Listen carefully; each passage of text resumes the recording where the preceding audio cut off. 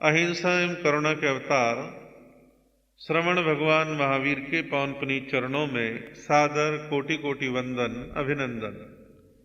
ध्यान योगी युग प्रधानाचार्य पूज्य श्री शिव मुनि जी महाराज साहब, संघ गौरव उप प्रवर्तक परम सेवा भावी पूज्य गुरुदेव श्री प्रेम सुख जी महाराज के पावन पुनीत चरणों में सादर कोटि कोटि वंदन अभिनंदन।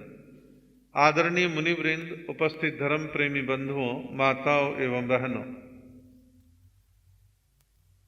जैसा कि आप सभी को पहले से सूचित किया जा चुका था कि आज का प्रवचन का विषय रहेगा श्रमण संघ सशक्तिकरण प्रारूप।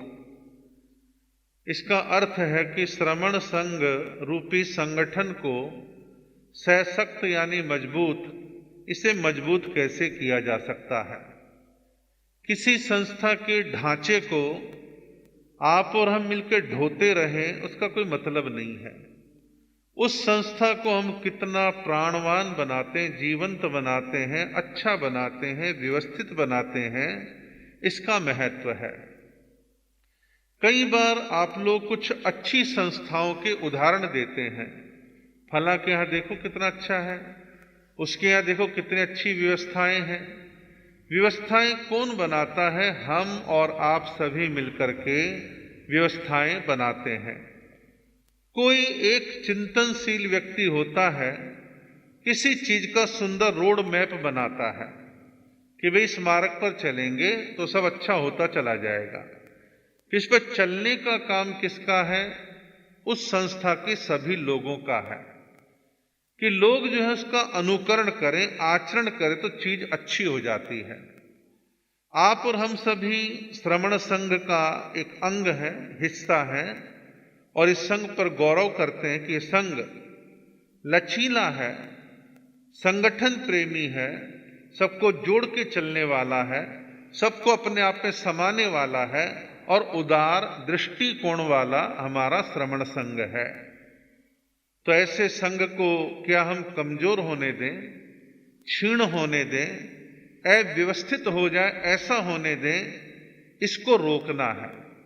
इसके बारे में हमने काफी मंथन चिंतन किया और इसकी एक रूपरेखा बनाई है। थोड़ा सा श्रमण संघ के इतिहास को मैं आपको बतला दूं। 1932 के अंदर जब श्रमण संघ नहीं बना था तो राजस्थान के अजमेर शहर में साधु साध्वियों का एक बड़ा सम्मेलन हुआ था। मैं ये नहीं कह रहा श्रमण संघ का सम्मेलन हुआ था। स्थानकवासी समाज की भिन्न भिन्न धाराओं के साधु साध्वियों का एक बड़ा सम्मेलन हुआ और आपको आश्चर्य होगा कि 1000 के आसपास साधु साध्वियां उस सम्मेलन में पधारे। उत्तर भारत के भी आए, राजस्थान के भी आए, मध्य प्रदेश, महाराष्ट्र, गुजरात, अनेक परंपराओं के साधु संत वहां पर पधारे, साध्वियां पधारी। लगभग 12-15 दिन सम्मेलन यानी मीटिंगें चलती रही और उसकी मैंने एक रिपोर्ट पढ़ी है, एक किताब के रूप में पुराने संत की लिखी हुई। तो उसमें बड़ा सार्थक और अच्छा चर्चा संवाद हुई, खूब अच्छी बातें हुई, कुछ फैसले भी हुए, लेकिन जितना उसमें हो जाना चाहिए था वो नहीं हुआ। क्यों नहीं हुआ? इसके कारण है कि इंसान की एक मनोवृत्ति होती है कि चीज को धीरे धीरे वो सेट करता है। सबके विचार आज और अभी मैच खाएंगे ही, ये कोई जरूरी तो नहीं है, लेकिन खुशी तब होती है जब काफी पॉइंट्स पर एक मत हो गए हैं कि हाँ ये सब अच्छा हो रहा है, संगठन बनना चाहिए। इधर आप सब जानते हैं 1932 के बाद भारत की आजादी का आंदोलन एक निर्णायक मोड़ पर पहुंच गया था। अंग्रेजों को भी ये लगने लग गया था कि अब देश में हमारी दाल ज्यादा नहीं गलेगी, इस हिंदुस्तान को छोड़ करके हमें वापस ब्रिटेन जाना पड़ेगा, इंग्लैंड जाना पड़ेगा, ऐसा उनके मन में आ गया था। इधर कांग्रेस के नेतृत्व के अंदर आंदोलन चल रहा था, उनको अंदर अंदर लग रहा था कि शायद आजादी जल्दी मिल जाएगी, ऐसा महसूस हो रहा था। और आते आते 1947 में देश आजाद हो गया। देश आजाद होने के बाद फिर आया सन 1952। तो 1932 का सम्मेलन और 1952 का सम्मेलन, ये दोनों सम्मेलन Shri all India Shwetambar Sthanakvasi Jain conference के पुरुषार्थ प्रयत्न कोशिश के द्वारा दोनों सम्मेलन हुए। 1952 का सम्मेलन घाणेराव सालड़ी मारवाड़ के अंदर हुआ। देश के अधिकांश हिस्सों से साधु साध्वियां बड़ी तादाद में वहां पर पहुंचे। 1932 का एक्सपीरियंस सबके पास, पुराने संतों के पास था। बड़ी चर्चा वार्ता सार्थक हुई और उसका अंतिम परिणाम ये निकला, श्री वर्धमान स्थानकवासी जैन श्रमण संघ की स्थापना हो गई और सभी संप्रदाय जो पहले के थे, उन सभी संप्रदायों के आचार्यों, उपाध्यायों, प्रवर्तकों और अन्य जो भी जिम्मेदार थे, सबने अपने अपने त्याग पत्र अपनी अपनी संप्रदायों से दे करके अपनी संप्रदाय का श्रमण संघ में विलय कर दिया। विलय यानी समर्पित कर दिया। फिर बन गया श्रमण संघ। निर्णय हुआ प्रथम आचार्य किसको बनाए। व्यापक मनन चिंतन के पश्चात सबने सर्वसम्मति के साथ प्रथम आचार्य आत्माराम जी महाराज को बनाया। अब आप देखिए, श्रमण संघ को बने हुए लगभग जो है 68 साल हो गए हैं।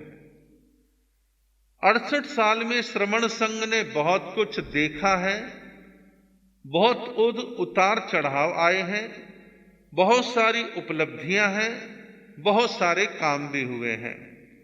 लेकिन कुछ चीजें हैं जो रह जाती हैं, या तो ध्यान नहीं दिया या उसके लिए विशेष मेहनत नहीं करी।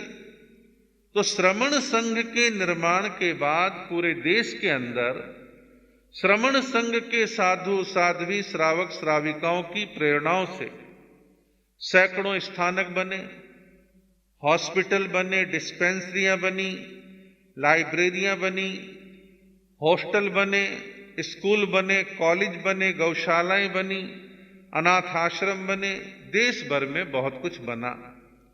पैसा किसका लगा? श्रमण संघ के श्रावकों का लगा। वो संस्थाएं चल रही हैं, उसका कोई इश्यू नहीं है, कोई विशेष बात नहीं है। लेकिन हम एक जगह चूक गए, या यूं कह लो समय की नजाकत को हमने नहीं समझा। वो ये है कि दीक्षाएं होती रही, बड़े गुरुजन अपने साधु साध्वियों को संभाल के चलते रहे, सब धीरे धीरे समाज में आगे बढ़ते रहे, अपना अपना काम अपनी अपनी भूमिका संघ में और धर्म प्रचार में करते रहे। लेकिन लगभग ये मान लीजिए कि 35-40 साल बीतते बीतते कुछ बातें धीरे धीरे जनता से उठने लगी। उनको साधु साध्वियां भी महसूस करने लगे। पुराना जमाना था, साधु साध्वी विचरण करते थे, श्रावक लोग पूछ रहे महाराज कोई सेवा, तो जो सेवा होती थी लोग बाग कर देते थे।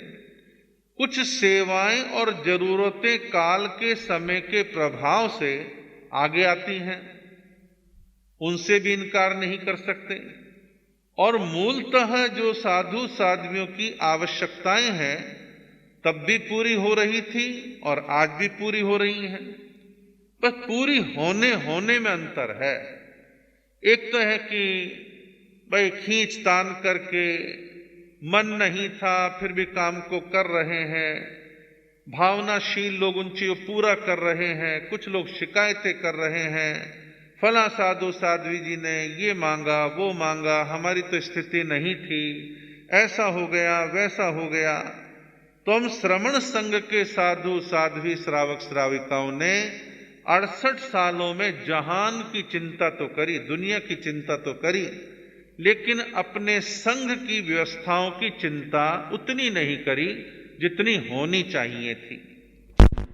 तो इसके लिए कई प्रकार की बातें, क्योंकि मेरी भी एक आदत है, जनता के बीच में रहते तो सुनने का रहता भी कहाँ से क्या बात आ रही है, कोई शिकायत आ रही है, कोई कंप्लेंट है, उसे सुनो, ऐसा मेरे मन में रहता है।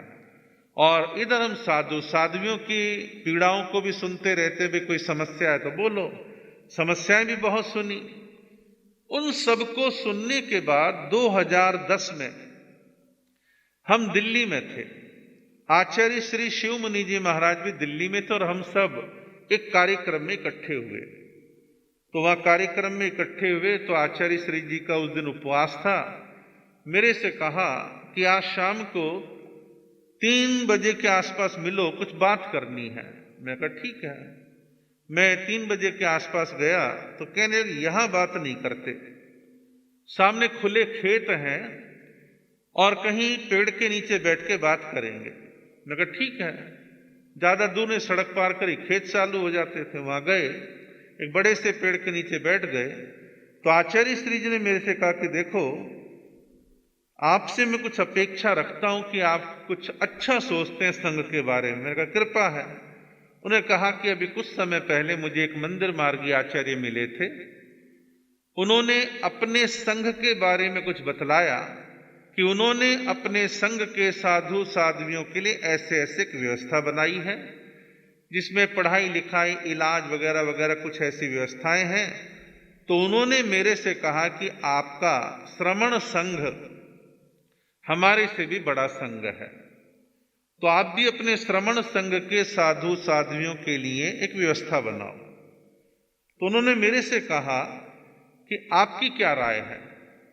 मैंने कहा कि उन आचार्य ने जो बात कही है वो बात मेरे दिल दिमाग के अंदर 2007 से घूम रही थी। पब्लिकली मैंने इसलिए नहीं कहा कि शायद मैं अकेला पड़ जाऊं, शायद कोई महत्व देगा नहीं देगा, तो मैं चुप रहा, व्यक्तिगत तो कहता रहा। लेकिन आज आपने प्रश्न उठाया तो मैंने कहा कि श्रमण संघ में इस कार्य को आप जल्द से जल्द करें, और मैंने कहा कि मैं इसमें हर प्रकार से साथ हूं। हमने 1 जनवरी 2010 को दिल्ली के अंदर नए साल के अवसर पर, काफी पब्लिक थी, आचार्य श्री जी की मंगलिक होनी थी, तो वहां पर हमने एक योजना को जनता के सामने रखा। नाम रखा श्रमण संघ विकास फंड। श्रमण संघ विकास फंड, आपको इसका क्या मतलब, इसका लक्ष्य क्या है। श्रमण संघ विकास फंड के 5 पॉइंट हैं। छठा पॉइंट हमें शामिल हाल फिलहाल जब तक एक लक्ष्य तक नहीं पहुंच जाते उसको छेड़ना ही नहीं है, 5 ही पॉइंट रहेंगे। छठा ऐड बिल्कुल नहीं करेंगे। 5 पॉइंट क्या है ये मैं आपको बारी बारी बतलाऊंगा। और एक चीज मैं आपको और बतला दूं, 2015 के इंदौर सम्मेलन में इन 5 पॉइंटों की चर्चा तो आई, लेकिन अलग अलग टुकड़ों में आई। व्यवस्थित 5 पॉइंटों पर जितना डिटेल में डिस्कशन होना चाहिए था नहीं हुआ। खैर समय निकल गया। 2015 का मेरा चातुर्मास अहमदनगर था। मैंने अपने मन में विचार करा कि सम्मेलन हो गया लेकिन ये खास मुद्दा रह गया। फिर मन में अलग से एक बात आई, चलो रह गए तो रह गया, क्या बिगड़ गया। वह सारे काम देश की संसद में ही होंगे, कोई जरूरी थोड़ी ना है। संसद के बाहर भी चर्चाएं कर सकते हैं, काम कर सकते हैं, कौन मना करता है। काम अच्छा होना चाहिए। तो मैंने विचार करा कि श्रमण संघ विकास फंड जो दिल्ली में स्थापित हुआ, कुछ पैसा उसमें आया, साधु सतियों की सेवा हो रही है, तो इसे रोकना नहीं है, इसे जारी रखना है। फिर उसके बाद मेरा अहमदनगर के बाद चातुर्मास साउथ की तरफ हुए। मैंने वहां इन चीजों की भरपूर चर्चा करी। अभी पिछले साल चिंचवड़ में मैंने भरपूर चर्चा करी, लोगों का रिस्पांस अच्छा आया। आचार्य श्री जी का पूना में चातुर्मास था, वहां उन्होंने चर्चा करी, बहुत सुंदर रिस्पांस आया। और ये एक अच्छी चीज है और लोग समझ भी रहे हैं। वो बात एक अलग है, किसी के दिमाग में अनावश्यक शंकाएं हो, अनावश्यक छोटी सोच हो, उसका तो कोई इलाज ना कल था, ना आज है, ना कभी आगे होगा। तो 5 पॉइंट में क्लियर कर दूं। पहला है शिक्षा का, पढ़ाई का, अध्ययन का। कि हमारे संघ के साधु साध्वी वैरागी वैरागनों को अच्छी धार्मिक शिक्षा मिले, भाषाओं का ज्ञान हो, ये आवश्यक है। शिक्षा के बिना अंगूठा छापों का संग हो तो मजा नहीं आता। ज्ञानी विद्वान हो तो विचारों में मैच्योरिटी आती है और ऐसे साधक धर्म की प्रभावना बहुत अच्छी करते हैं। तो ज्ञान पहला विषय है।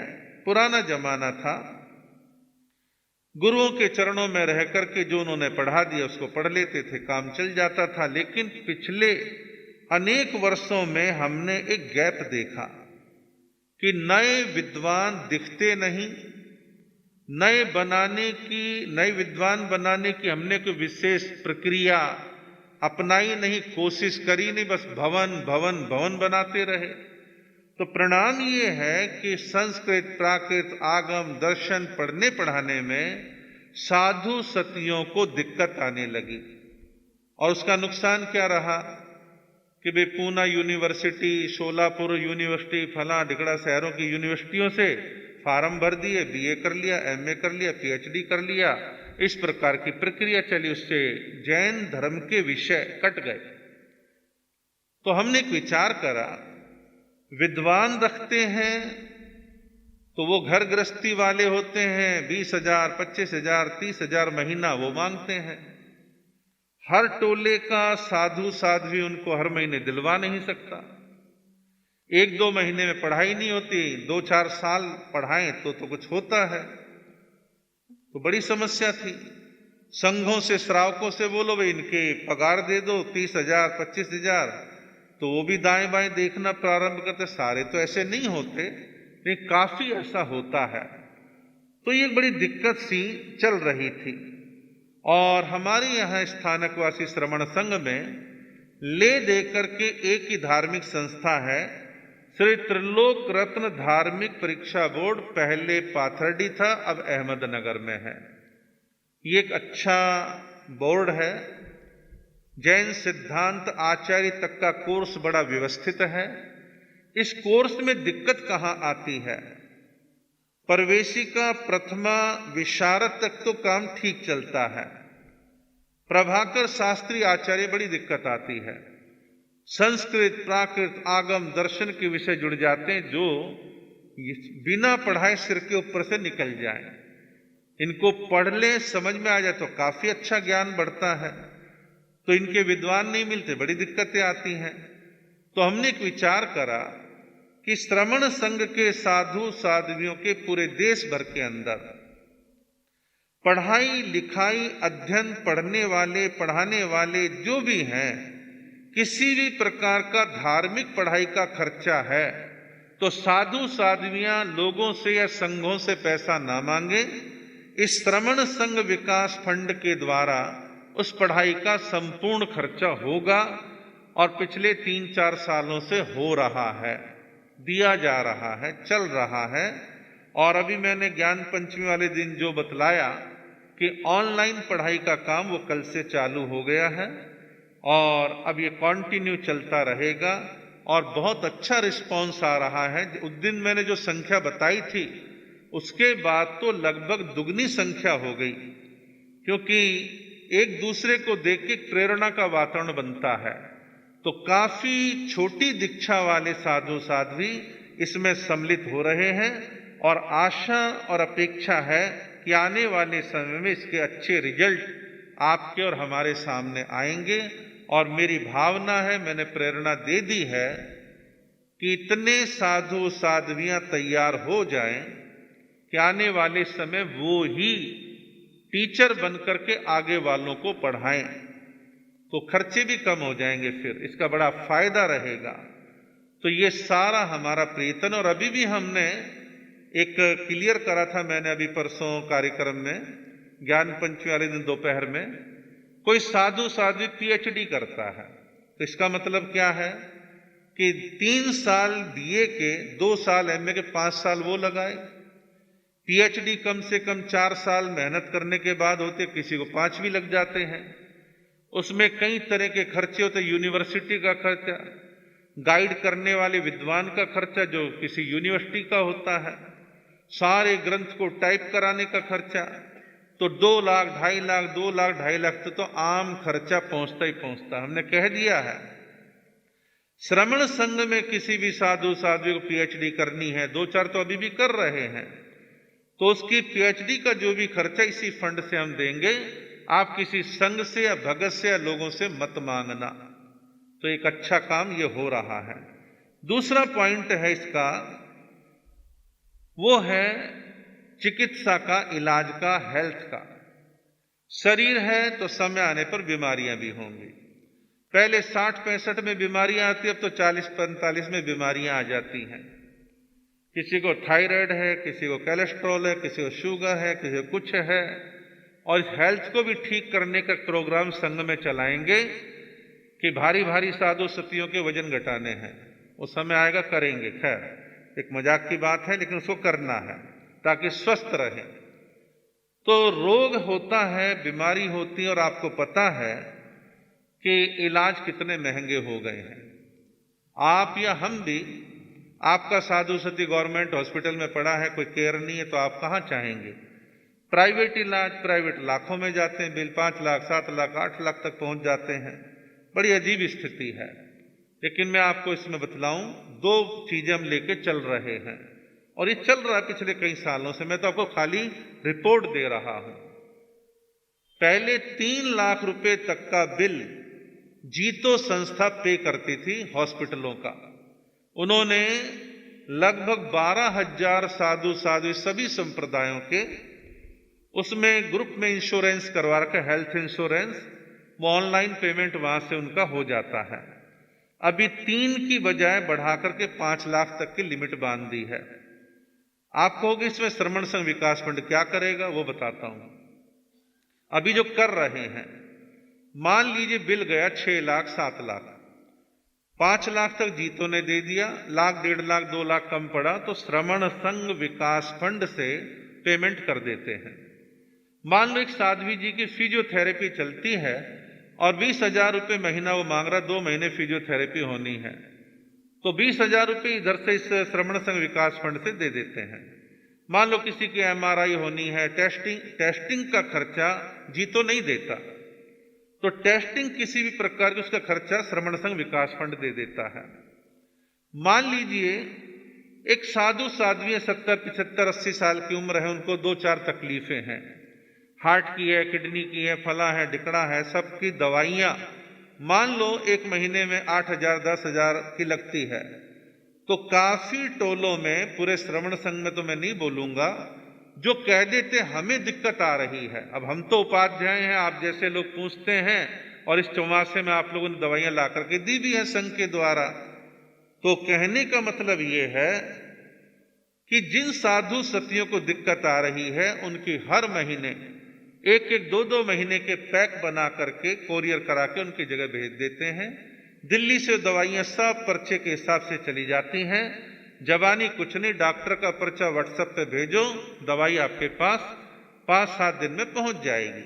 तो ये काम भी इसी फंड के द्वारा चल रहा है।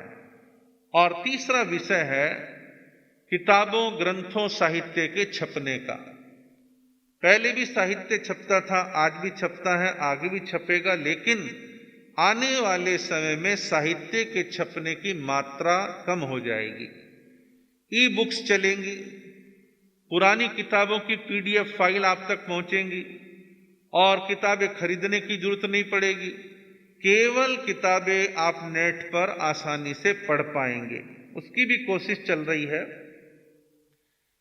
लेकिन साहित्य छपेगा नहीं, ऐसा संभव नहीं है। उसके रूप बदलेंगे, लेकिन होगा जरूर। अब नेट पे भी किताब डालनी है, नई किताब है, कंपोजिंग होगी, डिजाइनिंग होगा, फिर जाएगा, उसका तो खर्चा लगता ही है।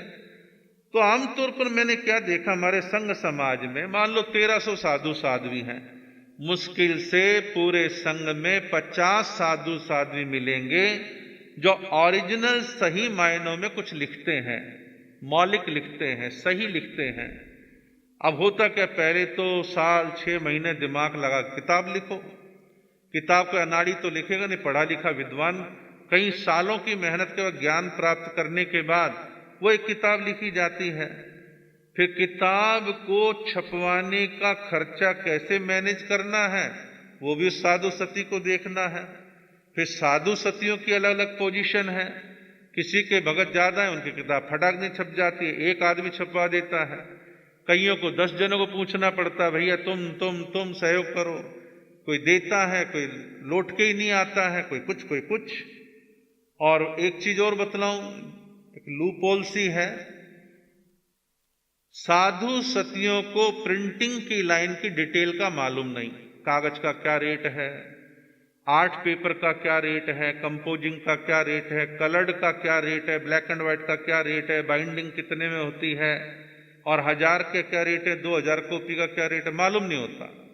तो जो बिचौलिए लोग होते हैं वो कहते हैं हाँ महाराज हम करवा देंगे, इतना खर्चा आएगा, एक्चुअल खर्चा मान लो 70,000 है, वो आपको 1 लाख बतलाएगा, 1 लाख का वो 31 बतलाएगा।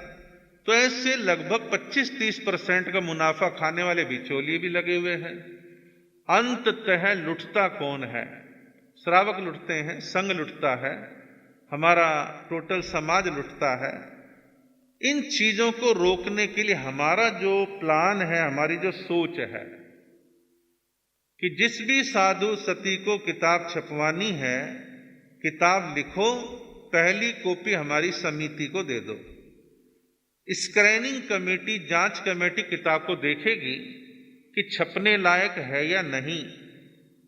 ये किताब कहीं से कलेक्शन करके इधर उधर से नकल मार के तो तैयार नहीं करिए खाली नाम के चक्कर में। तो 2-3 चीजें देखने के बाद उसमें एक चीज और देखी जाएगी कि इस किताब में जैन धर्म की अन्य परंपराओं, मंदिर मार्गी, तेरापंथी, दिगंबरों के खिलाफ कोई ऊल जलूल टीका टिप्पणी तो नहीं है, इसमें अन्य धर्मों के बारे में कोई ऊल जलूल बात तो नहीं है। यदि सब कुछ ठीक है तो उस किताब को एनओसी हो गई और श्रमण संघ विकास फंड उस किताब को प्रिंट करवा देगा और 1 नंबर चेक के द्वारा जो है उसका पेमेंट हो जाएगा। फिर वो किताब श्रमण संघ की धरोहर कहलाएगी, किसी व्यक्ति की नहीं, किसी साधु सती की नहीं।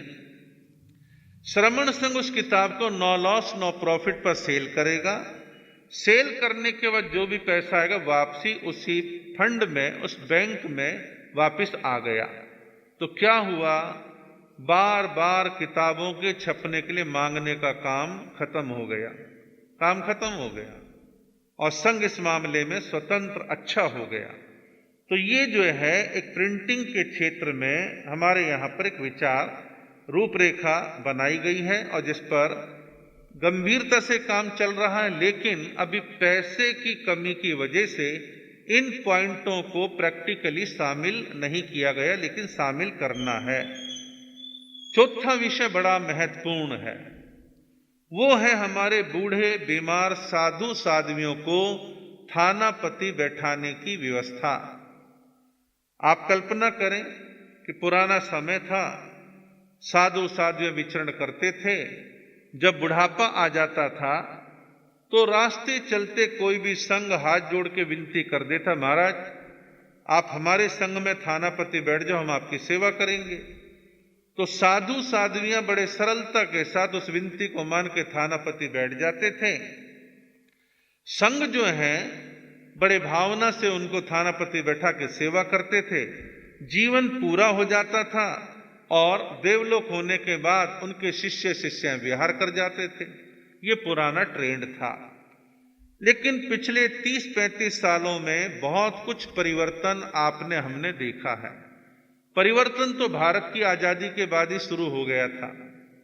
हमारे जैन समाज के लोग गांवों से चल चल करके शहरों में आ गए, बच्चों की पढ़ाई के लिए आ गए, काम धंधे व्यापार के लिए आ गए, गांवों की कम सुविधाओं से शहरों की सुविधा की वजह शहरों में आ गए।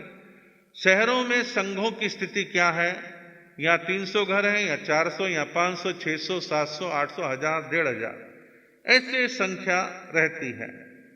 अब उनमें भी अलग अलग स्थिति है। संघों में, शहरों में 2 प्रकार की स्थिति देखते हैं।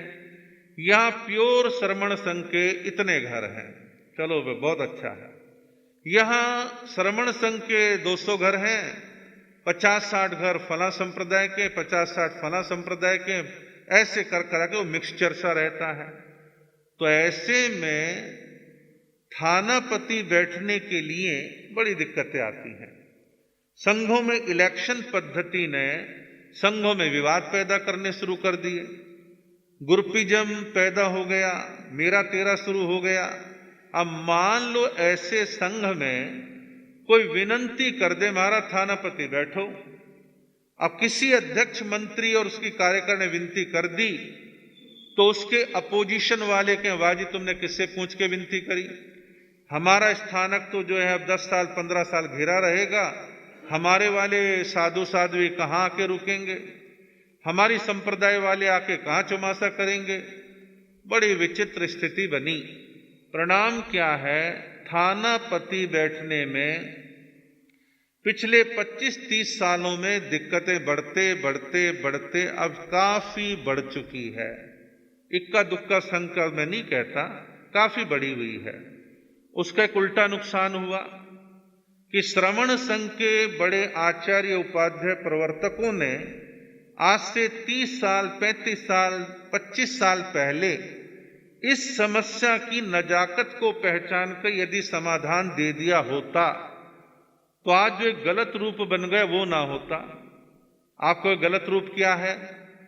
मैं रविंद्र मुनि, मैंने देखा मेरा बुढ़ापा कहाँ बीतेगा, मैंने 10-15 अपने लोग ट्रस्टी बनाए, सोसाइटी बनाई, जमीन खरीदी और लाओ जी भवन बनाना, लाओ पैसा लाओ पैसा लाओ पैसा, भवन बनाना है। जो मेरे से राग करेंगे मुझे पैसा दे देंगे। ऐसे सब साधु सतियों की कहानी है। और दिल्ली हो, पंजाब हो, मध्य प्रदेश हो, महाराष्ट्र हो, साउथ में भी थोड़ा है लेकिन थोड़ा बहुत शुरू हो गया है, और राजस्थान में भी चल रहा है। इन सब प्रांतों में साधु साध्वियों ने अपने निजी भवन बनाने प्रारंभ कर दिए। उनको स्थानक नहीं कहते, ध्यान साधना केंद्र रख देंगे, पार्श्वनाथ भवन रख देंगे, या कुछ गुरु गुरनी के नाम से जो भवन का नाम रख देंगे। इस प्रकार की स्थितियां बनती हैं। अब आपको एक बात बतलाऊं, सबकी पुनवानी अलग अलग। एक ऐसा साधु साध्वी है, प्रवचन या उनका ज्योतिष बढ़िया चल रहा है, उनको देने वाले बहुत आ जाते हैं, महाराज सेवा, और आप भी वहीं अपने नाम के चक्कर में कमरे लिखवा देते हो और फटाफट चीज बनवा देते हो। एक वो साधु सत्य जिनकी या तो पुनवानी कम है, परिचय कम है, उनको कोई बनवा के देता नहीं, पैसा देता नहीं, वो बेचारे ताकते रहते हैं, परेशान रहते हैं, टेंशन में रहते हैं। मेरा तो ये मानना है ये व्यक्तिगत भवन बनाने ही नहीं चाहिए, ये बनाने ही नहीं चाहिए। आपको इसका समाधान क्या है? और ये बने भी क्यों है? हमारे साधु समाज और श्रावक समाज की कमी से बने। कमी का मतलब क्या है? हमने समय रहते व्यवस्था नहीं दी, समय रहते विकल्प नहीं दिया। विकल्प आज से 30 साल पहले मिल जाता तो शायद ये भवन ना बनते। लेकिन मैं ऐसा समझता हूं मुश्किल से 30-35% ने अभी बनाए हैं, बहुतों ने नहीं बनाए हैं।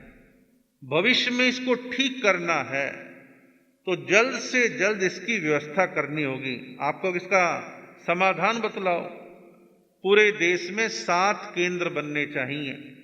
पंजाब में लुधियाना, एक दिल्ली, एक उदयपुर, एक रतलाम या इंदौर, एक पूना में, एक हैदराबाद, एक बेंगलोर।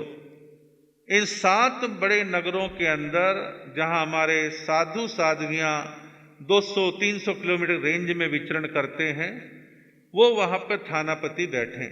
इसकी परिकल्पना मैं बतला रहा हूं, जिसको मैं काफी जोर देता हूं, और कुछ काम थोड़ा सा आगे बढ़ा है। हर सेंटर पर कम से कम 20 कमरे तो हों। 10 कमरे वृद्ध संतों के लिए, 10 कमरे वृद्ध साध्वियों के लिए। शहर के बाहर 3 एकड़ 4 एकड़ जमीन हो। साधु साध्वियों के भवन में काफी गैप रखा जाए। साध्वियों के भवन की ऊंची बाउंड्री वाल मजबूत अच्छी बनाई जाए, सेफ्टी के हिसाब से और अन्य मर्यादाओं के हिसाब से, और वहां एक अच्छी किचन चलाई जाए। और बेसिक छोटी मोटी बीमारी के इलाज के लिए वहां व्यवस्था की जाए और बड़ी बीमारी के लिए आसपास के हॉस्पिटलों से कनेक्ट रखा जाए। आज भी तो जाते ही इलाज कराने के लिए, तो उनसे कनेक्ट रखा जाए। भाई हार्ट की तकलीफ है तो वहां जाना है, पैरालिसिस है तो वहां जाना है, फला बीमारी है तो वहां जाना है, ये सब सेट करके रखा जाए तो इससे एक समाधान बनेगा। आपको बतलाऊं, पंजाब में मेन लुधियाना से 35 किलोमीटर दूर आदिश्वर धाम कुपकला में इसी काम के लिए लगभग 40 कमरे बनाए गए हैं। 40 कमरे अकेले पंजाब में ही 150 से ज्यादा साधु साध्वी एक टाइम में विचरण करते हैं या चौमासे करते हैं। और उसमें हरियाणा भी टच करेगा, हिमाचल भी टच करेगा। अब बात आती दिल्ली की। दिल्ली में श्रमण संघ श्रावक समिति का एक भवन है, छोटा है, या तो उसको बड़ा बनाए या दिल्ली के आउटर पर एक साथ इकट्ठा कोई भवन बनाने का प्रस्ताव भी चल रहा है। राजस्थान में हाल फिलहाल अपनी अपनी संप्रदायों के छुटर पुटर स्थान तो हैं, कम से कम सारे काउंट करूं तो कम से कम 15 बना रखे होंगे अलग अलग इंडिविजुअल, लेकिन श्रमण संघ का होना चाहिए जिसमें हर कोई आ सकता है। इंदौर में या रतलाम में बनना चाहिए, हाल फिलहाल कुछ नहीं है। पूना में हमारा चातुर्मास एक मूथा परिवार है, उन्होंने अपनी जमीन पर ऐसा एक भवन बनाने का संकल्प व्यक्त किया है और आने वाले समय में वो ऐसा भवन बनाएंगे और पूरे महाराष्ट्र के साधु साध्वियों के लिए वो ऐसा भवन रहेगा। और मैंने सुना है कि महासती प्रतिभा कुंवर जी औरंगाबाद और जालना के बीच में कोई भवन ऐसा शायद बना रही है जो सबके लिए होगा। अच्छी बातें होगा, लेकिन मैंने क्या देखा पिछले 10-15 सालों में कि प्रारंभ में सब कहते हैं कि सबके लिए बना रहे हैं जी, बनने के वक्त तो हमारा ही है। अब किसी चीज पर हमारे की मोहर लग गई तो दूसरा क्यों आएगा? वो नहीं आएगा। से कॉमन बनाओ, सबका बनाओ, ताकि आसानी से सब आ सकें। तो इस प्रकार जो है मैं ऐसा मानता हूं कि जब ऐसे 5-7 केंद्र देश में बन जाएं तो सख्ताई के साथ 2 काम करने पड़ेंगे। नए ऐसे भवनों के बनने पर प्रतिबंध लगाया जाए और बनने के अलावा श्रावक समाज को बार बार आचार्य उपाध्याय प्रवर्तक कहें कि श्रावक समाज आर्थिक सहयोग ना करे, श्रावक समाज पैसा ना दे, ब्रेक लग जाएगा, समाधान हो जाएगा, कहीं तो कुछ करना ही पड़ेगा। ये चौथा विषय था। 5वां विषय मैं क्लियर कर दूं। 5वां विषय है कि साधु साध्वियों के विचरण कश्मीर से कन्याकुमारी तक, कटक से अटक तक चलते हैं। कईयों को विचरण का बहुत शौक होता है, 1000 किलोमीटर, 1500 किलोमीटर हर साल निकालते हैं, कोई 800, कोई 700, कोई 900 विचरण करते हैं। विचरण में आपको बतलाऊं, बड़े शहरों के आसपास तो बहुत साता महसूस होती है। लोग बाग गोचरी का, पानी का, ठहराने का सब इंतजाम करते हैं। पूरे देश में आप निगाह डालें, आसाम जाना है, इधर देहरादून उससे ऊपर कहीं जाना है, इधर चेन्नई तक जाना है और भी अन्य क्षेत्रों में जाना है, तो होता क्या है कि 300-300 किलोमीटर, 200-200 किलोमीटर तक घर नहीं, या तो जंगल हैं, पहाड़ हैं, अन्य समाज के घर हैं, वहां जाना होता है। इस प्रकार की स्थिति रहती है। तो ऐसे में नौकर सेवक कर्मचारी साथ में ना हो तो बड़ी दिक्कत आती है। आमतौर पर नौकर जो कर्मचारी जो सेवादार होते हैं 2-3 तरह के काम करते हैं। साफ सफाई का भी कर देते हैं, व्हील चेयर भी चलाने में सहयोग कर देते हैं, और या 4 व्हीलर गाड़ी का ड्राइवर होता है। तो स्वाभाविक बात है, आज के महंगाई के जमाने 9-10 हजार रुपए से कम का आदमी मिलता नहीं है। थोड़ा दोगे टिकेगा नहीं। रोज समस्या साधु सती को, किसको बुलाएं, किसको बुलाएं, किसको बुलाएं। उनकी पगार की स्थिति में आपको बतलाऊं, जो प्रैक्टिकल है और सच्चाई है। अभी हम साउथ में होकर के आए हैं। साउथ में तो एक ट्रेंड है, चातुर्मास से चातुर्मास तक चातुर्मास करवाने वाला संघ साधु साध्वियों के नौकर सेवक कर्मचारी की सैलरी तनख्वाह पगार देता है। अब बात आती है महाराष्ट्र की। महाराष्ट्र में दो स्थितियां हैं। बड़े संघ तो इस प्रकार की पगार देने के काम को करते हैं जैसे आपके संघ ने किया, बड़े संघ देते हैं, छोटे संघ नहीं दे पाते, या तो उनकी स्थिति कमजोर रहती है, जो भी आप मानिए, वो नहीं दे पाते, चौमासे तो होते हैं। अब आदमी की पगार के लिए अंत में साधु सती को मांगना पड़ेगा। बात आती है मध्य प्रदेश की। मध्य प्रदेश, राजस्थान, दिल्ली, हरियाणा, पंजाब, ये खास इलाके हैं, बस केवल संख्या के हिसाब से कह रहा हूं। तो वहां तो तनख्वाह पगार देने का रंग ढंग ही नहीं है। कहीं कहीं पर बड़ा संघ दे देता है चौमासे से चौमासे, जैसा भी उनकी स्थिति होती है, लेकिन काफी बड़ी मात्रा में पगार तनख्वाह नहीं देते तो अंत में होगा क्या? साधु सती को तो नौकर रखना ही पड़ेगा, उसके बिना विहार नहीं। सूने स्थान आते हैं, बहुत सारी छोटी छोटी बातें जुड़ी होती हैं। तो ऐसे में पगार के लिए बोलना किसको है? तो संघ को बोलेंगे, लोगों को बोलेंगे। संघ काफी मात्रा में मना कर देते, हम इस चीज में नहीं देते। फिर व्यक्तिगत लोगों को बोलना पड़ता है। व्यक्तिगत में क्या होता है भाई, एक महाराष्ट्र का साधु सती है, वो पंजाब कह लो, उत्तर भारत कह लो, वहां गया, वहां उसको कोई नया है, कोई जानता नहीं, किसको बोले? कोई पंजाब का है, महाराष्ट्र में आया, परिचय नहीं, किसको बोले? राजस्थान या मध्य प्रदेश, किसको बोले? बड़ी दिक्कत है। तो इसकी छोटी छोटी शिकायतें बन करके कानों में आती रहती हैं। हमारा जो अपना सोच है, एक तो उसमें ट्रांसपेरेंसी आएगी, पारदर्शिता आएगी कि साधु साध्वियों के पास कितने नौकर हैं, सबका डाटा बनाया जाए, सबके पर्सनल बैंक अकाउंट्स खोले जाएं, और इस श्रमण संघ विकास फंड के द्वारा हर महीने उनकी पगार वहां जाए। इससे क्या होगा, ये शिकायत का मौका बंद हो जाएगा। ऐसा सुनने में आया था कि फला जगह से अभी 150 किलोमीटर से तनख्वाह ली थी, फला से सुनने में आया, फिर यहां पे मांगी। अब भगवान जाने वो एडवांस मांगी जा रही है या पिछला बैग पे बचा हुआ पैसा, क्या है भगवान जाने। हम किसी पे आरोपित नहीं करते, लेकिन ये तो आपको मानना पड़ेगा कि समस्या तो है। तो इसके हल का तरीका यह है कि भरमार पैसे की आपके पास, संस्था के पास होगी, सिस्टम बन जाएगा। मंदिर मार्गी समाजों ने 100 150 साल पहले ट्रस्ट बनाए, छोटा छोटा दान आता रहा, आज अच्छी स्थिति में है। केवल बजट बनाना है, काम करना है, इंटरेस्ट खूब आ रहा है, ब्याज आ रहा है, आराम से सारी योजनाएं चलती हैं। ये समस्या हमारे यहां क्यों? हमारे यहां इसलिए है, हम 200 सालों से चिल्लाते रहे हैं, ढूंढिया धर्म पक्को पैसा लगे न टक्को, ढूंढिया धर्म पक्को पैसा लगे न टक्को। कि ढूंढियाओं का धर्म पक्का है, पैसा टका नहीं लगता। क्या पिछले 50 सालों में गोबर फ्री बिक रहा है, मिट्टी फ्री बिक रही है, हर चीज में पैसा लगता है। आज नौकर रखो, वो भी पैसा मांगता है। तो पैसे का एक तरीका होता है। आप क्या ऐसा चाहेंगे कि आपका साधु साध्वी अपनी जरूरतों के लिए पैसा इकट्ठा करे या बैंक बैलेंस बनाए? वो बन जाएंगे, यदि गौर नहीं करा तो बन जाएंगे। उसको रोकने के लिए संस्थाओं से चीज को जोड़ दो, ट्रांसपेरेंसी रहेगी। व्यक्तिगत मांगने की प्रवृत्ति पर काफी मात्रा में रुकावट आ जाएगी।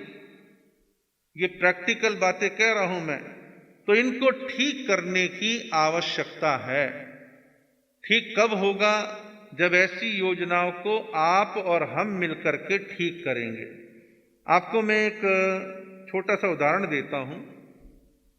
किसी इलाके में नदियां ज्यादा नहीं बहती, पानी की दिक्कत रहती है। तो क्या करते हैं, बरसात का पानी आया और एक इंजीनियर ने डैम बनाया और डैम में पानी आके इकट्ठा हो गया। चारों तरफ से बह के पानी डैम में इकट्ठा हो गया। पानी डैम में इकट्ठा होने के बाद समझदार इंजीनियर क्या करता है? समझदार इंजीनियर 2-3 काम करता है उसके द्वारा। वो उसी डैम के पानी से बिजली का उत्पादन करता है, बिजली पैदा करता है, उसी पानी को साफ करके पीने के लिए पाइपलाइन के द्वारा आपके घरों तक भेजता है, उसी पानी को नहरों के द्वारा चैनलाइज करके खेतों तक पहुंचाता है, खेतीबाड़ी होती है। पानी एक है, 3 उपयोग है। उपयोग कब हुआ?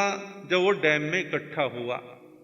ऐसे ही किसी भी धर्म संघ के पास एक जगह पैसा बड़ी मात्रा में है तो आराम से मुस्कुराहट के साथ सेवा करेगा ना।